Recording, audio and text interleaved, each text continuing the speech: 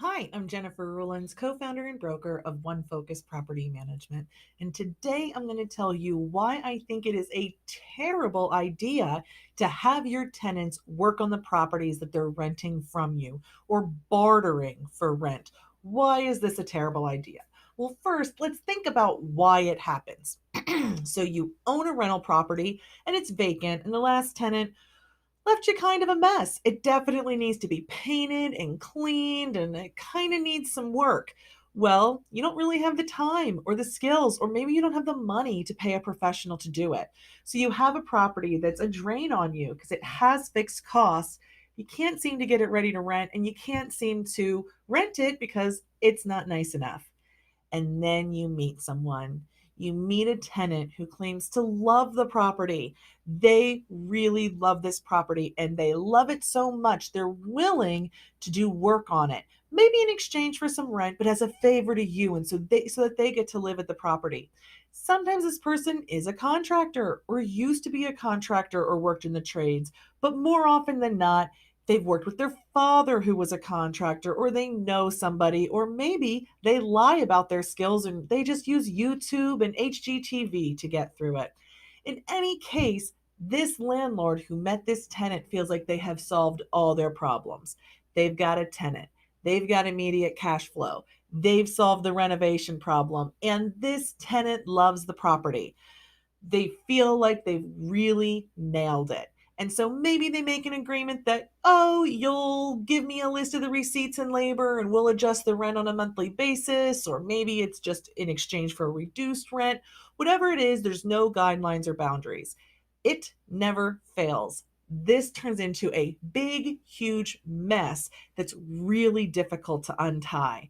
Just a couple of things that happen: the tenant takes off with the money, takes off with the deposit or the materials, or that kind of money never gets spent on those things. The project never gets done. That happens all the time. Maybe the project is done, but it's really poor quality. You'd never pay for this anywhere else. What is the more typical case is this kind of arrangement loses its boundaries. The lines get fuzzy. And so the tenant sees this as a way for them to improve the owner's property in exchange for, I guess, the gift of them living there. So what quickly turns into from a rent payment coming to the rental property owner on a monthly basis, the rental property owner sometimes getting very little rent.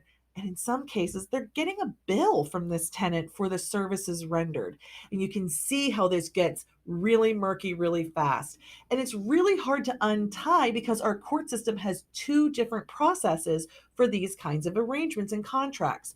So the kind of work that you would hire a vendor for would be under a civil complaint. And when civil complaints are breached, you can go to the courts, you can file a civil complaint, and you can have a hearing. Judges have a set of processes and rules to follow, and they can mediate your situation. When landlords and tenants have these same issues, they go to the same courts, but there's a whole different set of paperwork, processes that the judges have to follow in housing.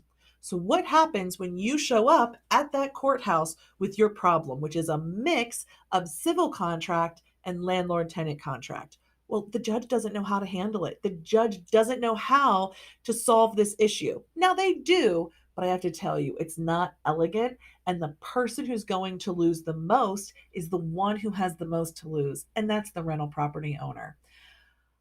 Okay, so, all that being said, my general advice is don't have your tenants work on your properties. Don't barter for rent in any scenario. I don't care if the person renting your property is a contractor. In fact, hire them to do work on other properties. But the property they live in should be worked on by someone else. It's really too common for that to go bad, I think, to take the risk. But maybe you say, Jen, I've got this great tenant and they're so skilled and I really want to make this work. Great. I have a list of tips that I think will help you stay out of trouble. My first tip: only hire qualified tenants to do the work. If you wouldn't hire them to do the work if they weren't your tenant in the property, don't hire them to do this. So we're looking for people who have qualifications and can prove it. I would actually vet somebody doing this in one of my properties more thoroughly than I would another vendor. My second tip: write an agreement for your lease. So, of course, your lease is written, but also an agreement for any work assignment you hire them to do. So, maybe they're going to pressure wash and seal the deck, the exterior woodwork on the property. You would write an agreement for that, that you want this scope of work performed by a certain date in exchange for what compensation on what schedule. So you have separate written agreements for each of the things that the business that you're engaged in. You have a contract for the housing agreement, you have a contract for the work agreement. Now, here's where it gets even more tricky. Do not make adjustments to the rent schedule based on these payments. So here's what I mean. You hire the tenant to do a job for $1,000 and your tenant's rent is $1,000. Well, the job is done on the 31st of the month. Does it make sense for you to hand the tenant a check for $1,000 and for them to hand you a check for $1,000? Probably not. But what I'm saying is you need to do it. You need to exchange those $1,000 checks and you need to write receipts for them. I think you also need to put them in the bank. So now you've protected yourself and the tenants protected themselves. You have record that this is what was agreed to in writing. This payment is indicating it's done to my satisfaction and is satisfying the agreement. That way, if you hold up payment because work's not quality or work's not performed to your expectations, this doesn't affect your lease agreement. That rent is still due. It really makes everybody in the agreement accountable for what they need to be doing. The third tip, check up on the work that you've had done and do not pay until you approve its quality. Have the same standards for this work as you would for work done by any other vendor. So, back to my first tip, only hire qualified tenants. You make sure that work is quality because if it's not, you should not be paying for it. And if you do pay for it, you can't bring it up later with that tenant. You've got to deal with it in that agreement.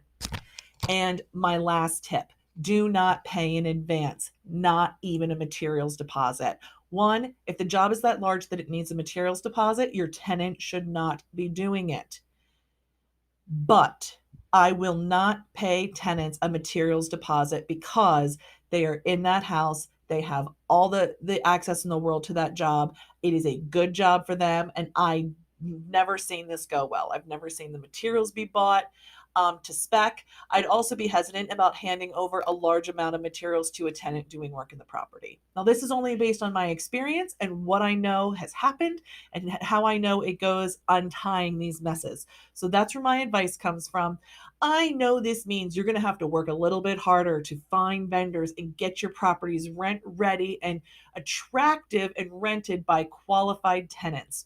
But that's the key to success in this business. We can't take shortcuts. The shortcuts are where the big losses are. Well, I hope you enjoyed this tip. Let me know in the comments. Are you hiring tenants to do work in your properties?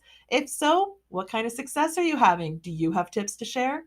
Thanks so much. Have a great day.